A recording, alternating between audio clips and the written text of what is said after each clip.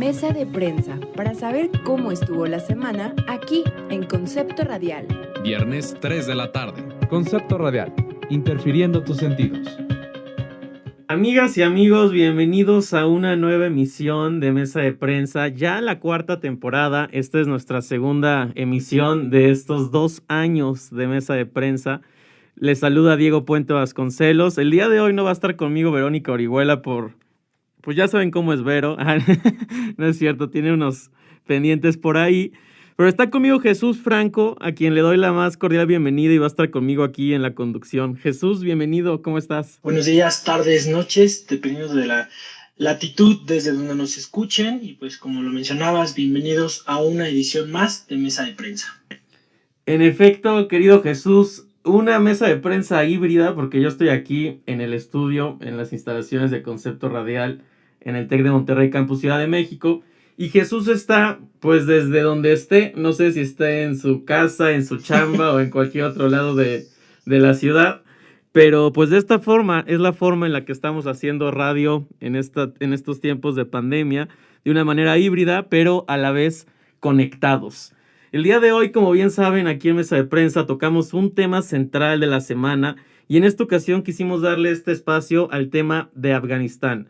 Desde hace un par de semanas ya era un tema en la agenda internacional, pero hoy quisimos abarcarlo ya que ha habido nueva información, nuevos enfoques que analizar y en esta ocasión pues tendremos un par de invitadas que más adelante les presentaremos quiénes serán para abordar esta temática, Jesús. Así es, Diego, como bien lo mencionas, pues la misión estadounidense en Afganistán ha llegado a un final trágico y para muchos caótico. El ejército estadounidense pues abandona el país, abandonó el país este pasado 30 de agosto, un día antes de lo previsto, que era la fecha límite de los talibanes, lo que puso fin a una ocupación de 20 años y dejó a Afganistán en manos pues de los talibanes, que para muchos es considerado un grupo terrorista. Una feroz ofensiva durante el verano había dado la victoria a los talibanes el 15 de agosto e hizo que horas después el presidente Ashraf Ghani huyera del país. Los líderes talibanes ocuparon su lugar en el palacio presidencial, lo que empujó a decenas de miles de personas a las fronteras del país. Otros, en imágenes que para muchos fueron desgarradoras, inundaron el aeropuerto internacional de Kabul, donde las multitudes se apresuraron a formar parte de las evacuaciones de ciudadanos extranjeros y sus aliados afganos. En efecto, vamos a seguir abordando este tema más adelante, pero no antes sin comentarles las notas nacionales más importantes de la semana.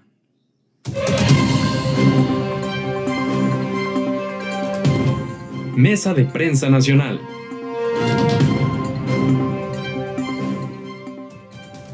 Arranca el mes patrio y por ende comenzó y se dio el tercer informe de gobierno del presidente Andrés Manuel López Obrador.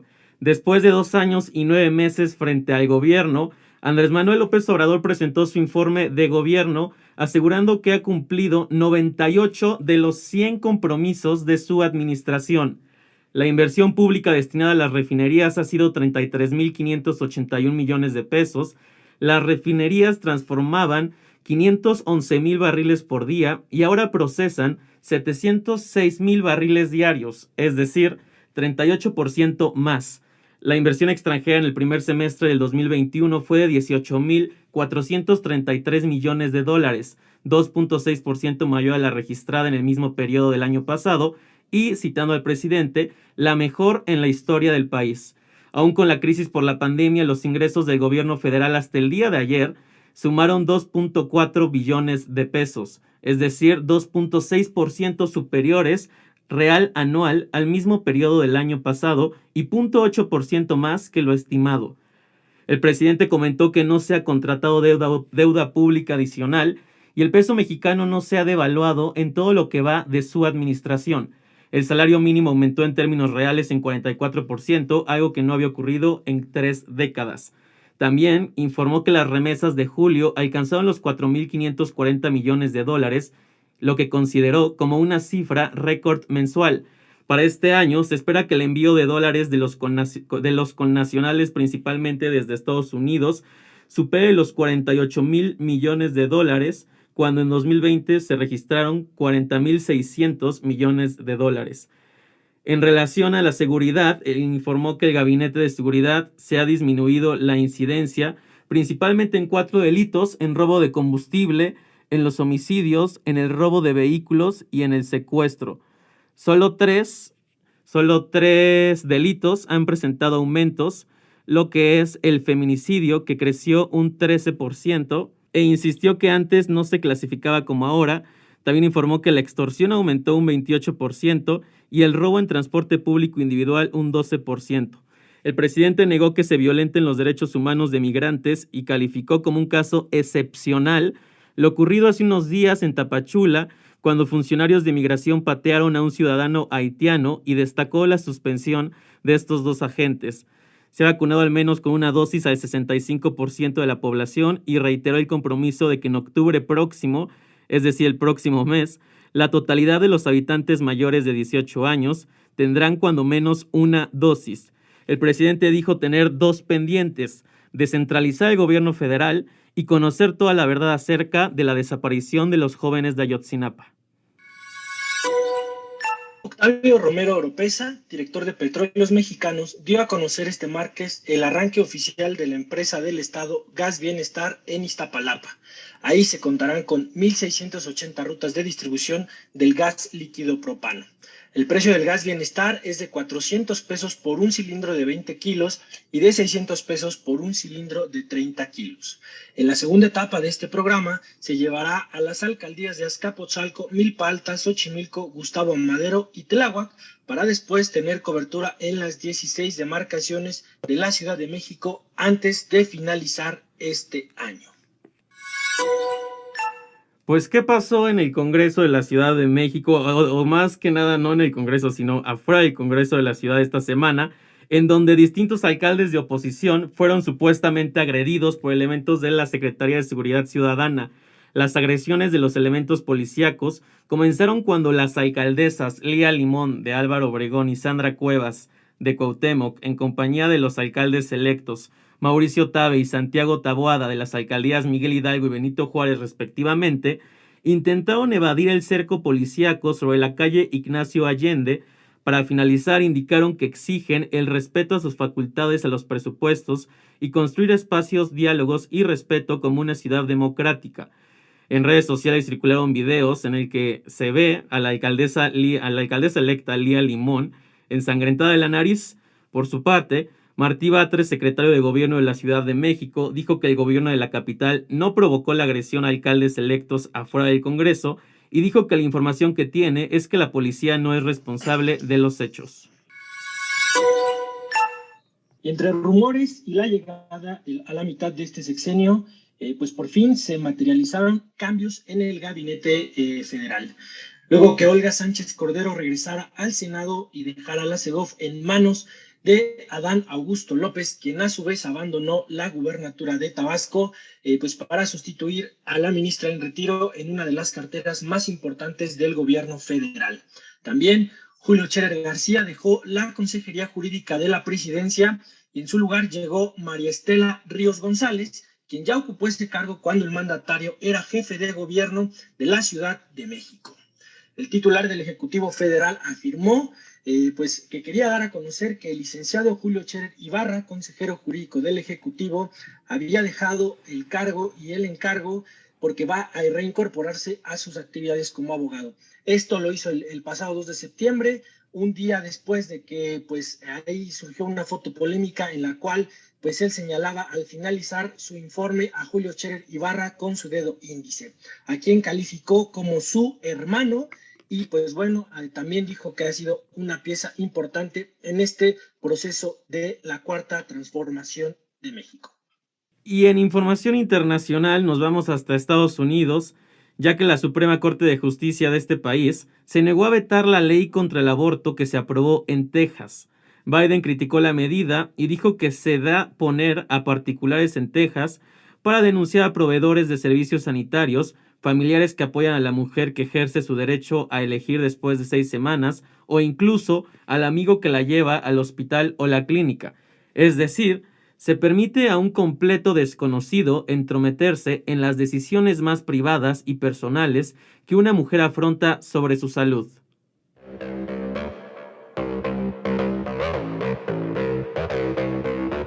Análisis y entrevista.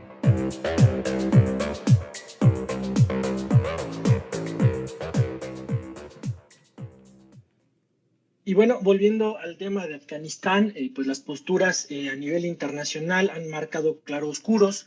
Los 20 años de Estados Unidos en Afganistán han conseguido cero resultados, sino negativos, tanto para sus tropas como para el pueblo afgano. Así ha valorado Vladimir Putin, presidente ruso, la misión del ejército estadounidense en el país asiático. Esto luego que este 30 de agosto pues concluyera, como ya lo mencionábamos, la misión norteamericana para sacar a los talibanes del gobierno. A diferencia de Estados Unidos y Europa, los diplomáticos rusos describieron a los nuevos hombres a cargo de la ciudad como tipos normales y argumentaron que la capital era más segura ahora que antes. Esto, bueno, abre por ahí pues una dicotomía a nivel internacional, porque mientras pues embajadas como la de Estados Unidos y algunos otros países europeos como España se apresuraban en sacar a todo su personal, pues bueno, ahí Rusia decía, bueno, nosotros nos vamos a quedar aquí. Y pues bueno, también recordemos que México ha sido un país seguro para refugiados. Este fin de semana, otro grupo conformado por 86 afganos, pues conformado por trabajadores de medios de comunicación y sus familias, llegaron a suelo mexicano. Pues bueno, esto también pone una vez más a Marcelo Ebrard en una figura clave en la sucesión presidencial y se ha convertido pues en una especie de salvador de los medios de comunicación afganos, sobre todo. Claro que sí, Jesús. Como comentamos al inicio del programa, el día de hoy le vamos a dedicar este espacio a analizar el tema Afganistán. Como bien nos comentabas, este pequeño resumen para ponernos en contexto de la situación actual. Por el momento le doy la más cordial bienvenida a la doctora Nofret Berenice Hernández Vilchis. La doctora es catedrática del Tecnológico de Monterrey, especialista en mundo árabe, musulmán y semítico. Doctora, bienvenida y la saludamos aquí desde las instalaciones de Concepto Radial. Un gusto platicar con usted. Hola, gracias. Muy buenas tardes al auditorio. Buenas tardes también. Gracias, doctora. Hola, doctora. Pues bueno, en una imagen que para muchos parece surreal y para otros una realidad, el fin de semana pasado un presentador de televisión rodeado de talibanes armados pidió a los televidentes no tener miedo. La transmisión, hecha en una cadena de televisión afgana, aumenta los niveles de alarma que ha despertado un grupo armado considerado como terrorista que hoy dirige los destinos de Afganistán. Incluso colectivos de mujeres han pedido que sus derechos sean respetados y otros más han comenzado a borrar su huella digital y de activismo por miedo a ser cazados por un gobierno de facto que parece tiene oídos y ojos en todos lados. Maestra, pues bueno, bienvenida. Y ¿qué podemos esperar de los talibanes? ¿Es verdad que han relajado su radicalismo o volverán a imponer la estricta ley islámica, o Sharia, como se le conoce, lo que ya hicieron hace más de 2 décadas y que durante un periodo de 4 lustros pues no se pudo materializar que la democracia y esas libertades que tanto buscan los afganos se hicieran realidad? Sí, pues yo creo que, híjole, no quiero ser del todo pesimista, es decir, no espero, no hay que esperar mucho de los talibanes, sinceramente, porque además también hay imágenes. Creo que el simple hecho de que toda la gente esté tratando de salir de Kabul, o que tanta gente esté tratando de salir de Kabul, nos habla de que ellos mismos no tienen confianza en que este régimen vaya a ser más moderado, ¿no? Entonces, pues sí, no hay mucho para ser optimistas, pero finalmente, pues Trump fue que negó, o sea, en la mesa de negociación para salir de Afganistán, cuando se negoció con el gobierno afgano que fue instaurado por Estados Unidos y el entonces presidente Trump, pues también estaban ahí presentes los talibanes. Entonces, finalmente, de alguna manera, pues ya se les tenía como en cuenta como un actor político, y sí creo que también, pues ya entrarle más a la política quizás sí los vaya a ir moderando por la fuerza, pero no nada más hay que tenerle, o sea, más que pensar en que ellos van a moderarse, digamos que las circunstancias quizás los obliguen. Y entre eso también está la cuestión de la sociedad civil palestina, ¿verdad? Perdón, es que estaba con otro tema. La sociedad civil afgana que se está organizando eh, para resistir, ¿no?, a los talibanes. Algunos, bueno, definitivamente están dejando el país, pero desde fuera podrían hacer algo muchos. Y en específico las mujeres, ¿no?, porque este es el tema que a todo el mundo mediáticamente le llama más la atención. Y las mujeres, pues bien, tanto en la diáspora como dentro del país, muy seguramente se van a organizar mucho mejor que en los años 90 para no permitir que sus derechos sean tan sistemáticamente violados. Además, también hay que dejar de verlas como mujeres sin agencia. Hay que dejar de pensar que porque son musulmanas, pobrecitas, están más sometidas. Además, el talibán, e insisto, estas imágenes que vemos de la gente tratando de salir de Afganistán, nos muestran que la mayoría, o una buena parte de la población afgana no comparte tampoco esta visión radical que tienen ellos del Islam, ¿no? Entonces, no hay que confundir árabe con musulmán, porque hay árabes cristianos, ni tampoco musulmán con machista, terrorista, ¿no? Porque finalmente hay quienes no lo son. Y sí, quienes quizás la llevan más de perder son las mujeres y las niñas, pero ¿qué hay de los niños huérfanos que finalmente van a caer en estos grupos porque los adoctrinan, porque los adoptan de alguna manera, ¿no? O sea, todas estas guerras han creado también este problema porque dejan a estos niños sin familia. Entonces, pero creo que a diferencia de los años 90, para volver a ese punto, porque me gusta divagar, perdón, pero para volver a este punto, la sociedad civil afgana, como las mujeres en particular, ya no están esperando a que se respeten sus derechos y ojalá los talibanes se porten mejor. Se han organizado, siempre lo han hecho. Las clases muchas veces continuaban también, a lo mejor en los campos de refugiados en Pakistán, pero si no, buscaban las maneras, a lo mejor incluso, ¿cómo se llama esto? Clandestinas, de seguir educándose o de seguir, ¿no? Y yo creo que eso está mucho más arraigado ahora y las mujeres pues van a buscar también protegerse entre ellas y luchar. Le agradezco mucho. Perfecto, muchísimas gracias, doctora. También le doy la más cordial bienvenida aquí a Mesa de Prensa a la doctora Indira Sánchez Bernal, también catedrática de esta casa de estudios, a quien también le agradezco porque cabe decir que en este lapso de tiempo se encuentra en clases, pero quiso pues tomarse este pequeño tiempo con sus alumnos, que también les agradecemos aquí desde Concepto Radial por permitirnos platicar con la doctora Indira. Doctora, pues esta semana vimos esta emblemática foto que yo creo que va a quedar guardada en los libros de historia de la salida del último soldado estadounidense, el general Chris Donahue, que pues le ha dado la vuelta al mundo esta fotografía. La hemos visto principalmente en los medios de comunicación, pero también en redes sociales porque se publicó en redes sociales.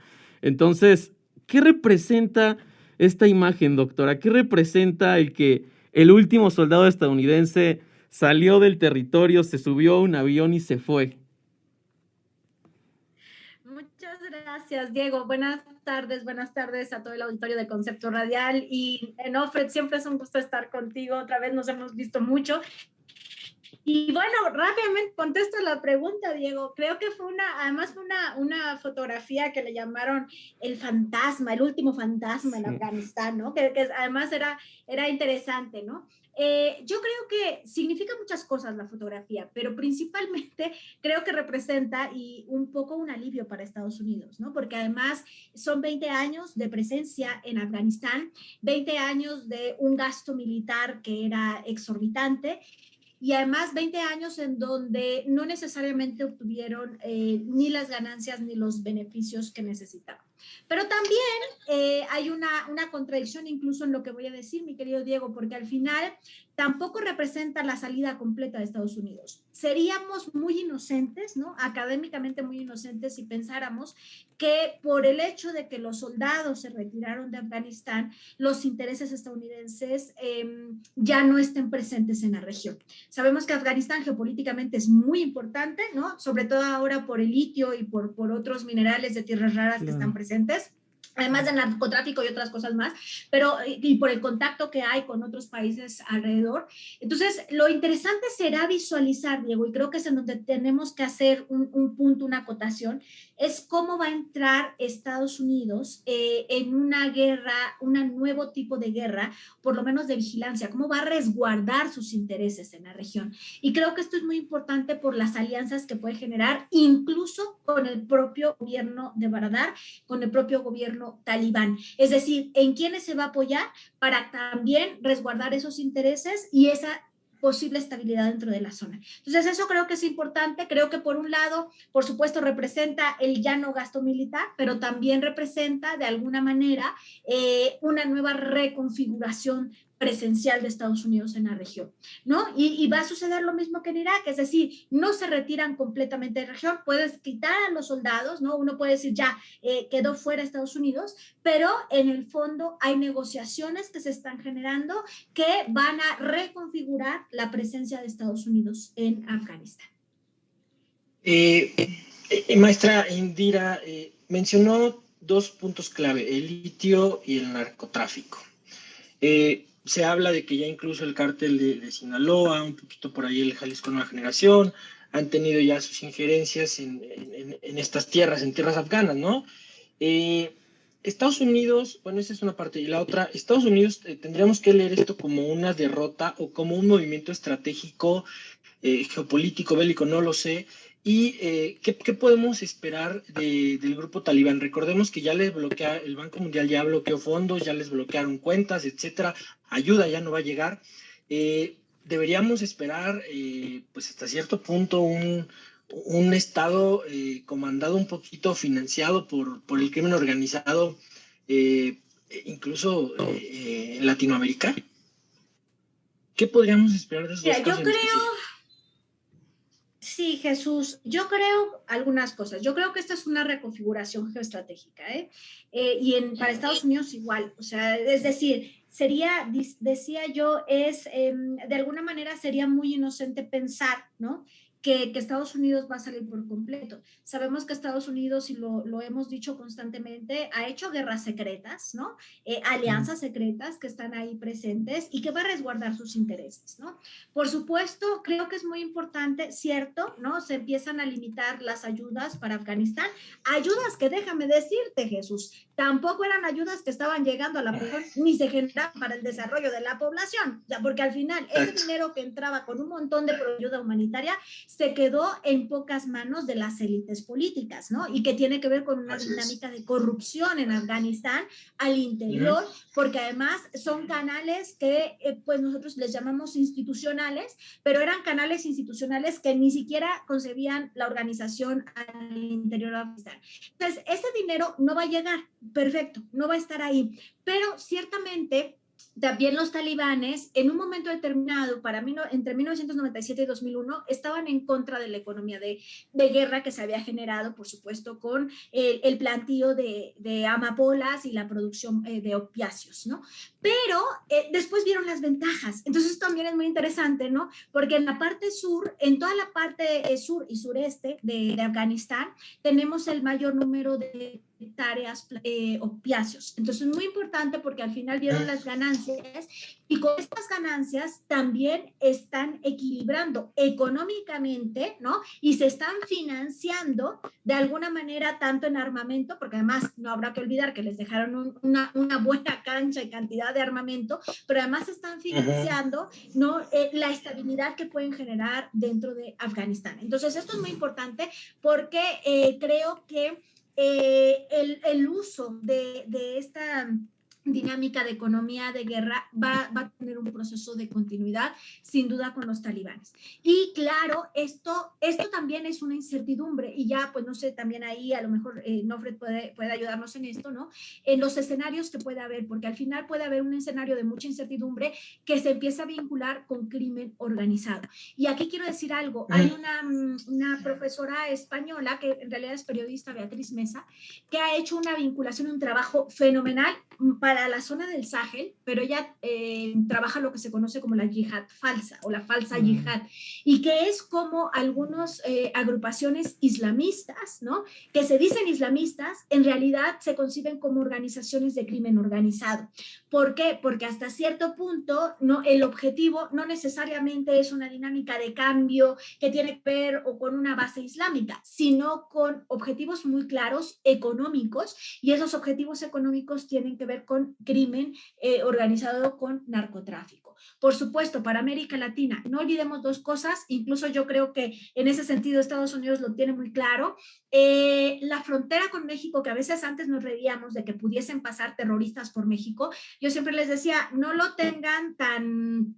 Realmente no lo tomen como si fuera una situación poco probable. Por el contrario, puede ser probable porque es una frontera enorme que tenemos con Estados Unidos, y por supuesto ya tuvimos un ejemplo que fue cuando intentaron los cárteles mexicanos, específicamente trataron de hacer un atentado contra el embajador de Arabia Saudita, y se decía que se había hecho con algunas organizaciones iraníes. Entonces, en ese, y te estoy hablando de ya casi 10 años de esto, ¿no?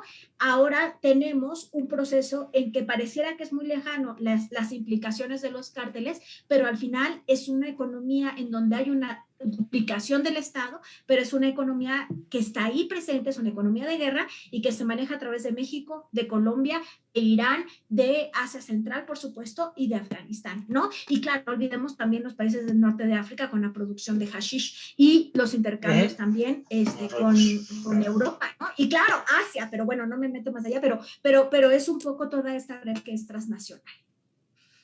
Así es, muchas gracias, doctor. Doctora Nofred, por ahí nos gustaría conocer su opinión sobre el papel que jugarán tanto Rusia como China, dos regímenes que si no han abrazado al gobierno talibán, pues no han, digamos, no se han asustado, pues, ¿no? Y la comunidad internacional, sobre todo Estados Unidos, pues están preocupados por estas posturas.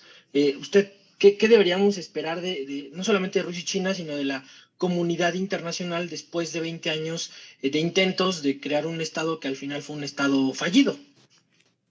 Claro, mira, creo que voy a retomar un poco para contestarte la idea de la doctora Indira. Precisamente creo que estamos viendo una reconfiguración geopolítica, pero no solamente en cuanto a, ok, China que surge como potencia y Rusia que retoma protagonismo, y que por supuesto van a llenar de alguna manera el vacío que está dejando Estados Unidos, y que por eso estaban muy contentos con alguien como Trump que se aislaba cada vez más, pero también hay que empezar también a concebir el mundo de otra manera. Creo que Afganistán, lo que también tiene interesante es que es el claro ejemplo de cómo la guerra contra el terrorismo, así como la guerra contra el narcotráfico, son un fracaso, ¿no? Y son un fracaso porque no es, para empezar, este concepto de guerra contra el terrorismo, guerra contra el narco, pues contra quién realmente estás haciendo la guerra. Son grupos armados incluso por otros estados o por gente rica de otros estados o porque tú también te fuiste a meter ahí y de pronto las armas en un lugar de conflicto pues terminan en manos de quien menos esperas, o directamente lo que ya está pasando entre México y Estados Unidos, pues esta cuestión de que pues sí, los narcotraficantes, bueno, el crimen organizado cruza la frontera y sencillamente va a un Walmart y compra cualquier, bueno, por poner un ejemplo, ¿no? O sea, la venta de armas en Estados Unidos es tan fácil que cualquiera de este lado de la frontera va y compra las armas allá, y claro, nosotros ponemos los muertos, ¿no? Entonces creo que tenemos que empezar a considerar que en esta nueva geopolítica también hay que empezar a pensar diferente. O sea, es interesante como pensar esto de cómo se pueden empezar a unir estas cosas como terrorismo y narcotráfico, y cómo a lo mejor algunos grupos que consideramos terroristas son más bien crimen organizado, y cómo el crimen organizado a lo mejor de pronto crea alianzas con un grupo terrorista, y por qué, ¿no? Y en ese sentido, yo creo que realmente los únicos que perdieron esta guerra pues somos nosotros, la población civil, porque finalmente la gente que vende armas, o los gobiernos que se hacen ricos con la venta de armas, así como los gobiernos corruptos que también negocian con estos grupos para conseguir y vender esta droga, que es, bueno, todo el producto de las drogas ilegales, pues, porque el problema es que son ilegales, pues eso va a seguir existiendo y ellos van a seguir hinchándose de dinero, ¿sabes? Entonces, también hay que empezar a pensar el mundo de otra manera, empezar a ver cómo esta narrativa de los terroristas le sirvió a Estados Unidos en el momento en el que cayó la Unión Soviética para llenar ese vacío en la narrativa de, ok, ahora somos un mundo unipolar, somos la única potencia, somos quienes velan por el mundo libre, y entonces necesitamos un enemigo que nos una en esta narrativa del mundo libre, ¿no? Y bueno, Osama Bin Laden, que fue cuate de los Bush y que fue entrenado por la CIA para combatir a los soviéticos en Afganistán, saudí, él no es afgano, él era de Arabia Saudita, finalmente es el mejor ejemplo de cómo pues también ellos se van acomodando, ¿no? Como dice Indira, y yo no creo que finalmente esta narrativa sirvió como para poder seguir justificando estas guerras, pero no han servido para lograr pues nada en favor de la sociedad civil, ¿no? Entonces hay que ver cómo Rusia y China se acomodan en ese sentido. Sí creo que van a aprovechar el vacío de poder que deja Estados Unidos, pero también habrá que ver cómo responden, cómo se van acomodando con los talibanes, ¿no? O sea, cómo los talibanes quizás sí van aceptando ceder ante ellos o no, y entonces, de todos modos, la intervención, de hecho, Estados Unidos no empezó la intervención, no, empezó con Osama Bin Laden, ¿no? De manera indirecta. Entonces, ahí van a seguir, porque sigue siendo importante todo esto que nos comentaba Indira, como no solamente los recursos que puede haber ahí, sino también el punto, el cruce, es la ruta, ¿no? La ruta de comercio de estas cosas y de cosas legales también, ¿no? Claro que sí. Estamos en mesa de prensa platicando con las doctoras Indira Sánchez Bernal y Nofret Berenice Hernández del Tecnológico Monterrey, especialistas en Medio Oriente. Doctoras, ambas en un minutito, porque el tiempo nos apremia aquí en la radio y en los medios, y supongo que en sus agendas también. ¿Con qué idea central cierran su colaboración en este espacio a quienes les agradecemos mucho? Doctora Indira, por favor.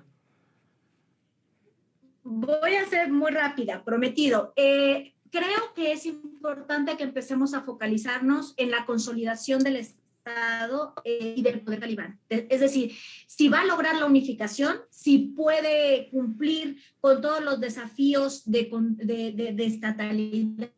También habrá que focalizarnos en las mujeres. La protesta que tuvimos ayer a mí me pareció maravillosa, ¿no? Porque primero se está hablando de toda la victimización y protestas ya de salir a la calle y enfrentar incluso al poder talibán y decir, tienen que respetar nuestros derechos. Creo que tenemos que centrarnos en esas protestas y, por supuesto, tendremos que centrarnos en la reconfiguración y en la incertidumbre de estos escenarios que tenemos, con Asia Central, con Rusia, con China, con Estados Unidos e inclusive con toda la región de Asia Suroccidental y Norte de África. Eso es lo que tenemos que ver. Tenemos que estar muy atentos al devenir de esos procesos políticos y prácticamente con eso yo terminaré. Creo que son los escenarios que tenemos que tomar en cuenta para seguir debatiendo después en Concepto Radial.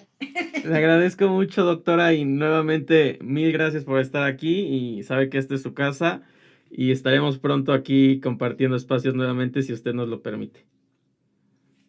Doctora Nofret Berenice Hernández, que en un minutito, ¿con qué cierra su participación el día de hoy?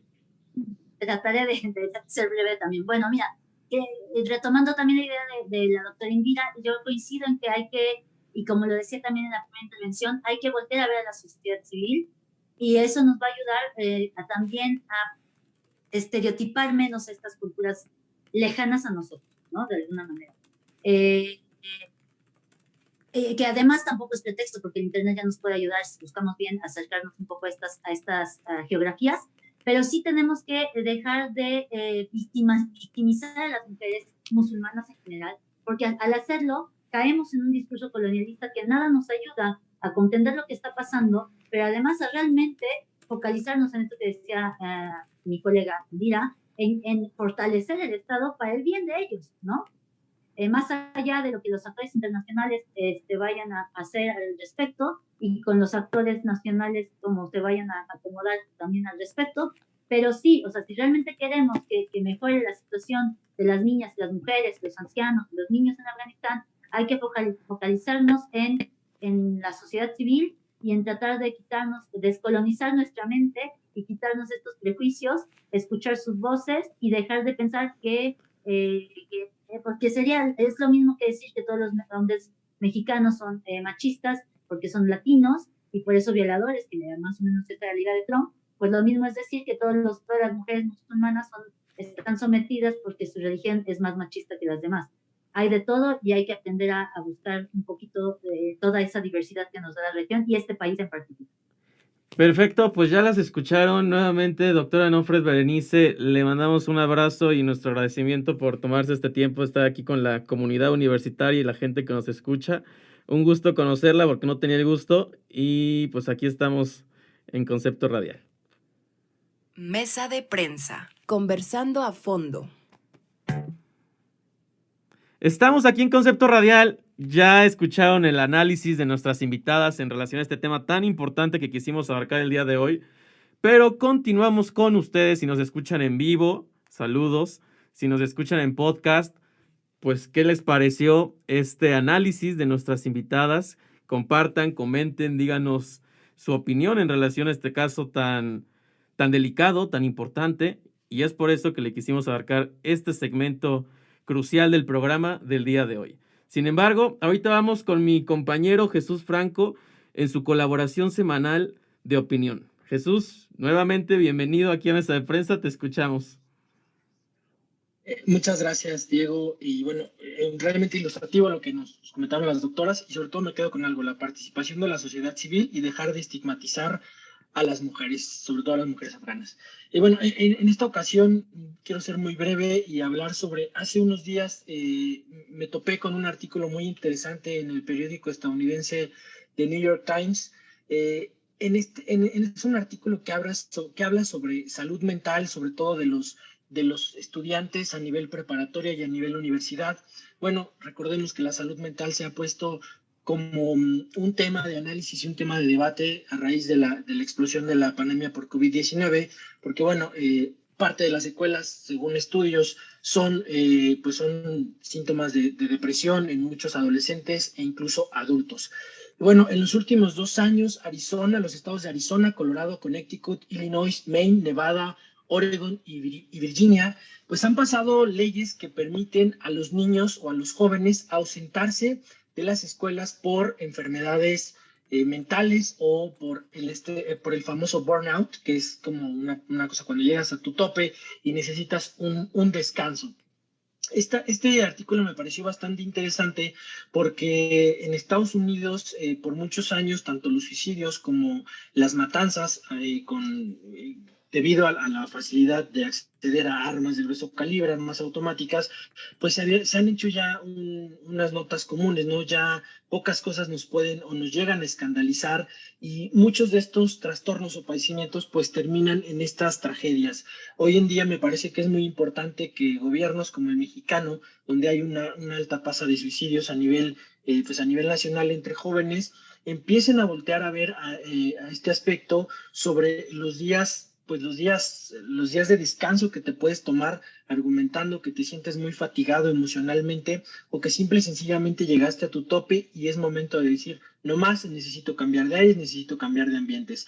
El doctor Harold Koplewicz, el director del centro mental de niños y adolescentes, ha dicho que, pues bueno, estos días simple y sencillamente deberían ser una oportunidad para estar felices, para estar bien contigo mismo y que siempre es válido decir estoy exhausto, necesito un día mental, necesito un día libre.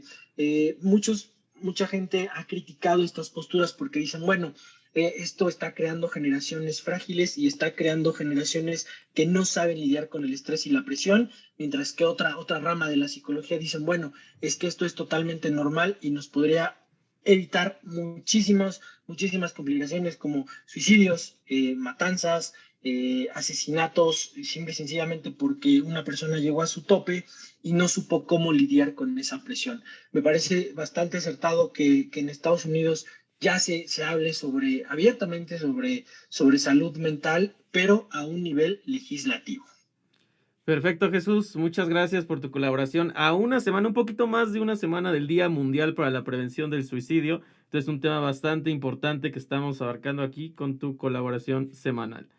Vamos a deportes. Muchas gracias, Diego. Con nuestro querido compañero de mesa de prensa. Vamos para allá. Deportes.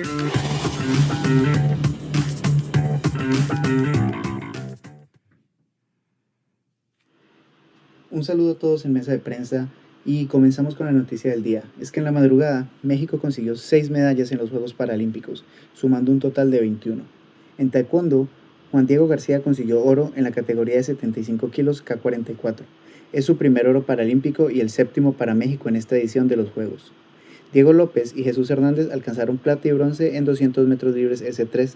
Con esto, Diego completa la terna de medallas, ya que ganó oro en 50 metros libres y bronce en 50 metros dorso, por S3 igual. Jesús Hernández también completa 3 medallas, ya que además de este bronce, también consiguió oro en 250 metros combinados SM3 y otro bronce en 50 metros pecho SB2.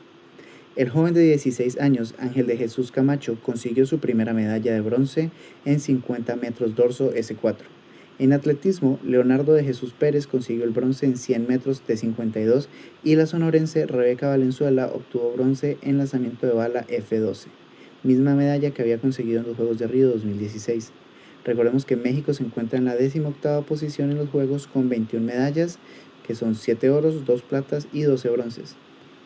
Y ahora, vámonos con el fútbol europeo, y es que el miércoles Rubén Semedo del Olympiacos de Grecia fue arrestado por presunta violación a una menor de 17 años. El jugador ha mantenido su inocencia, afirmando que solo lo están haciendo por el dinero. Esta mañana, el defensor portugués dio su declaración y quedó en libertad bajo una fianza de 10.000 euros. Este no es el único escándalo que ha habido el central durante su carrera futbolística, ya que recordemos en 2018, cuando jugaba para el Villarreal, fue detenido y encarcelado por 142 días por secuestro y agresión.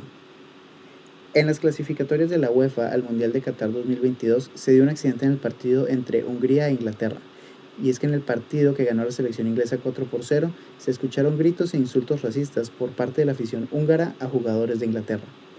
La Federación Inglesa pidió a la FIFA que se investigaran estos incidentes y el primer ministro Boris Johnson condenó lo sucedido en Hungría.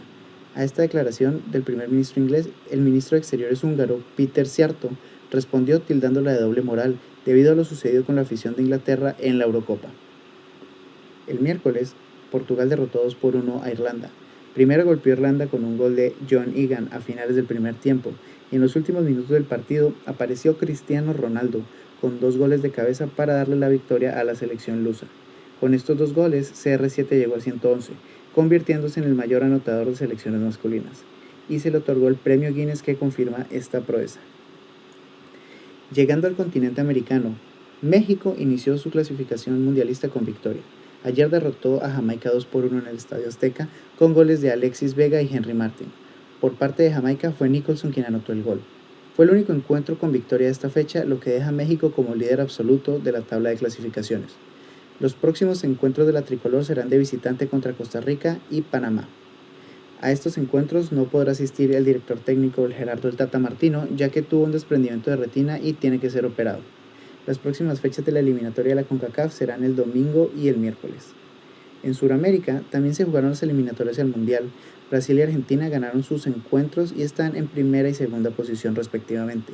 Ecuador, que está en tercera posición, ganó 2-0 a Paraguay y Uruguay y Colombia empataron, apretando aún más la pelea por la cuarta posición. Las próximas 2 fechas de las eliminatorias de la CONMEBOL se van a jugar el domingo y el jueves. Y para concluir, en la Fórmula 1, el domingo pasado estaba previsto que se corriera el Gran Premio de Bélgica, pero no sucedió, ya que las lluvias no permitieron dar arranque a la carrera, y se premiaron a los mejores tiempos de la pole position del sábado con la mitad de los puntos. Esto fue especialmente beneficioso para el mexicano Checo Pérez, que mientras daba la vuelta para tomar su posición de arranque, resbaló y chocó contra una barrera de neumáticos, y parecía que no iba a poder correr. Ahora, los corredores se encuentran en prácticas para el Gran Premio de Países Bajos, que esperemos sí se corra este domingo a las 8 am. Esto han sido los deportes, seguimos con ustedes en Mesa de Prensa.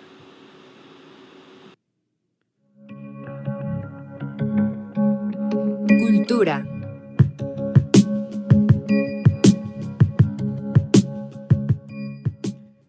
Arranca Bellas Artes, actividades de su segunda temporada de conciertos con la Quinta Sinfonía de Beethoven este domingo 5 de septiembre a las 12 horas bajo la interpretación de la Orquesta Sinfónica Nacional dirigida por Carlos Miguel Prieto. Se llevarán a cabo protocolos sanitarios para músicos y asistentes. Como directores invitados estarán Ludwig Carrasco, Jesús Medina, José Luis Castillo, Juan Carlos Lomónaco, José Guadalupe Flores y Rodrigo Sierra Moncaño. La temporada termina el 19 de septiembre y el costo de los boletos es de 140 pesos. El pasado 31 de agosto fue inaugurado el Pabellón de Ventanas Arqueológicas en el Centro Histórico de la Ciudad de México. La secretaria de Cultura, Alejandra Frausto, especificó que el pabellón tiene una escalinata con 2 alfardas de uno de los templos más extensos de México, Tenochtitlán, muestra del trabajo arqueológico realizado por Leopoldo Batres desde 1901. En la casa del Marqués del Apartado, ubicada en Guatemala 16, se abre el espacio para el recorrido de 42 ventanas arqueológicas distribuidas en 16 inmuebles que se encuentran en la vía pública, por lo que la secretaria explicó que se han ido articulando como un gran museo subterráneo que honra a aquellas raíces resistentes quienes tallaron en piedra este país. También indicó que la muestra expone una serie de maquetas, videos, fotografías y la presentación de 5 esculturas y un par de cráneos del Huitzompantli que forman parte de los más importantes hallazgos del proyecto de arqueología urbana en el marco de la conmemoración de los 500 años de la toma México-Tenochtitlán, o hoy mejor conocido como la resistencia indígena. La exposición estará abierta hasta noviembre, los días martes, miércoles, viernes y sábados de 10 a 15 horas y se puede acceder con el boleto de ingreso al museo y la zona arqueológica del Templo Mayor en Argentina 12 en el centro histórico de la capital del país. El costo del boleto es de 80 pesos, de martes a domingo de 9 a 17 horas. La entrada será gratuita a estudiantes, maestros y adultos mayores mexicanos que presenten su respectiva credencial y el domingo es la entrada libre para mexicanos y extranjeros residentes en el país. Y para que vayan apartando la fecha, les adelantamos que, como parte del programa de conciertos de Jazz and Music Club del Centro Nacional de las Artes, se presentará Noob Duet en el Aula Magna José Vasconcelos con Ernesto Ramos en el saxofón y Felipe Gordillo al piano. Se llevará a cabo este próximo miércoles, porque este no es 29, este próximo miércoles 29 de septiembre a las 7 de la tarde. La entrada es libre y solo habrá un aforo de 50 personas. Pues estos son los eventos que aquí en Concepto Radial les tenemos preparados para, pues que si les interesó puedan ir. Este evento que comentaba Jesús de la apertura del pabellón de ventanas arqueológicas en el centro histórico de la ciudad, estuvo muy comentado y hubo varias fotografías y videos. Yo la verdad no he ido, es algo que se acaba de inaugurar apenas, pero sí me llamó la atención sobre todo por el gusto de ver toda esta ciudad, porque son ventanas que están en el piso, entonces tú como visitante te puedes asomar a la ventana, obviamente hay un cristal, pero puedes ver pues todos los vestigios, todo lo que se encontró en esta zona, como comentaba Jesús. Y pues ahí está el dato que nos comentó Jesús Franco. Si gustan ir, ya tienen los horarios. Ahora vamos con nuestro compañero Enrique Figueroa Anaya, que como siempre, cada semana tiene aquí su colaboración, su reporte en relación al séptimo arte. Enrique, bienvenido nuevamente aquí a Mesa de Prensa. Hola Diego, hola Jesús, mucho gusto y también a la gente que está ahí en producción. Qué gusto de estar en una mesa de prensa más. Pues ahora con 3 recomendaciones hay para que si quieren aventurarse ahora que ya vamos a entrar en semáforo amarillo Justo. color patrio, ¿no? Pues bueno, se vayan al cine y si no, lo pueden hacer en línea. La primera propuesta es una película no solamente para niñas y niños, yo creo que es una película familiar y también para los adultos que gustamos de la animación, es El Gran Cuento de los Osos.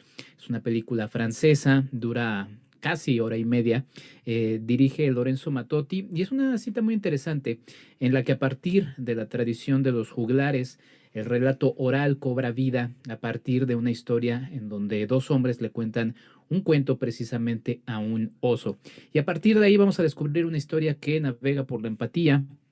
Es una historia que también pone sobre la mesa el asunto de no prejuzgar, ¿no? Algo que lamentablemente como seres humanos hacemos muchas veces, y bueno, también los osos.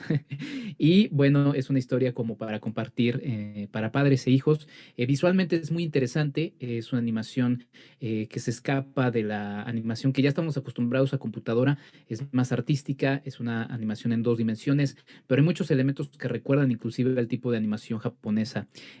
Vale mucho la pena, pueden seguir el camino de ella a través de las redes sociales de Cine Caníbal. Se va a estrenar bueno, ya se estrenó porque hoy ya está disponible en varios cines del país, tanto en salas comerciales como en salas más culturales. La segunda propuesta es la sala virtual, ya platicaremos un poquito más adelante de ella, de la Cineteca Nacional. Afortunadamente no hay que venir a la Ciudad de México para ir a la Cineteca Nacional, y para algunos, que pues también luego resulta muy, muy lejos, pues irse hasta el lejano sur, ¿no? Donde, por cierto, también está el TEC de donde transmiten, ¿no? Pero bueno, el asunto es que hay una sala virtual y pueden acceder a través de cinetecanacional.net. La propuesta ahí es Lux Eterna, la más reciente película de Gaspar Noé. ¿Se la van a pasar bien? Van a sufrir, van a sufrir. Es una película transgresora, cuasi anárquica, es un despliegue visual alucinante, pero bueno, literalmente sí hay momentos muy agresivos. De hecho, hay un aviso preventivo, de que si hay alguien con epilepsia, es una película muy, muy sensible en ese aspecto, ¿no? Tiene unos últimos minutos que sí sales ahí viendo estrellitas. Yo la vi en el cine. Yo imagino que un poco la experiencia en casa cambiará un poquito más, pero la verdad es que no está mal. Hay una analogía entre las brujas, la quema de la hoguera, una crítica muy puntual también a los procesos del cine industrial, y bueno, la verdad es que es una locura creciente. Ahí al inicio vemos 2 pantallas al mismo tiempo en donde vemos a 2 actrices que están platicando, pero de repente esas 2 pantallas empiezan a contar 2 cosas diferentes y de repente uno empieza a tratar de ver hacia dónde está la historia que se está moviendo. Quienes conocemos el cine de Gaspar Noé sabemos que el señor se dedica a atacarnos visualmente, pero bueno, la verdad es que es una experiencia muy interesante. Ha dividido opiniones, yo digo que se atrevan y la vean. Y finalmente, para quienes quieran seguir el rumbo al Ariel 2021, estamos en este conteo final hacia septiembre 25, se va a entregar en un programa especial a través del canal 22. Hay opción de cine gratis y finalmente ustedes nada más tienen que entrar a la plataforma del Ariel, que es rumboalariel.amacc.org.mx, crean un usuario y a partir de ahí les va guiando y van a poder tomar su boleto. Las películas tienen boletos contados, cada función tiene 500 boletos aproximadamente, pero hay algunas más especiales en cuanto a que todavía están en cartelera, entonces como que ponen el asunto de doy menos boletos porque todavía quiero que la gente vaya a la cartelera. Una es Boca de Culebra, es un cortometraje documental. Otra es Selva Trágica, que también está disponible en Netflix, pero para aquellos que no la tengan, no tengan la plataforma, está ahí disponible. Yermo, de Berardo González, que continúa en cartelera. Y mi recomendación, que ya había hablado en un semestre pasado aquí en Mesa de Prensa, Los Lobos. de Samuel Kish, una película extraordinaria, entrañable, una historia de empatía, igual, una historia en la que justamente ahora que los niños están regresando a clases, nos habla de la necesidad de escuchar a los niños y también de conectar mejor con ellos en distintos aspectos. Bueno, Los Lobos es extraordinaria, es mi favorita, pero no creo que termine alzándose, ya platicaremos de ello próximamente en el Ariel. Pero bueno, esto es lo que hay en cine. Recuerden, rumbo al ariel.amacc.org.mx, El Gran Cuento de los Osos en cines de manera física y Lux Eterna en la sala virtual de la Cineteca Nacional. Perfecto, estimado Enrique Figueroa Naya, como siempre un gusto escucharte y pues nos estaremos viendo la próxima semana aquí por Concepto Radial en Mesa de Prensa. Hasta la próxima, tengan una buena tarde y un mejor fin de semana. Gracias, amigo. Jesús, pues nos vamos. Pues llegamos al final de una edición más de Mesa de Prensa. Muchísimas gracias, Diego Puente, muchísimas gracias a la producción. Y un tema que hoy, viernes 3 de septiembre, poquito antes de las 4 de la tarde, que va a dar de qué hablar es que el presidente de Estados Unidos, Joe Biden, acaba de anunciar pues su decisión de desclasificar los documentos relacionados con el atentado a las Torres Gemelas, el famoso 9/11. Habrá que estar muy pendientes y bueno, seguramente nos dará para mucho material de análisis. Claro que sí, que se acercan los 20 años, ¿no? Ya 20 años Así de este es, suceso. Sí, en unos días, 8 días, bueno, habrá que ver qué dicen, ¿no? Y cuántas teorías conspirativas comienzan a salir. Recordemos que hay de todo, ¿no? Perfecto, Jesús. Pues nos vamos. Muchísimas gracias, Armando Vázquez, Jesús Franco aquí acompañándome en los micrófonos, Sara Mota, Juan Sebastián García, Enrique Figueroa, Verónica Orihuela, que hoy no estuvo aquí, pero como siempre estuvo al pie del cañón, apoyando como siempre la realización de este proyecto. Y sobre todo ustedes que nos escuchan en vivo, en podcast, nos estaremos escuchando pues la próxima semana aquí en Mesa de Prensa. Mesa de Prensa. Para saber cómo estuvo la semana, te esperamos el siguiente viernes a las 3 de la tarde.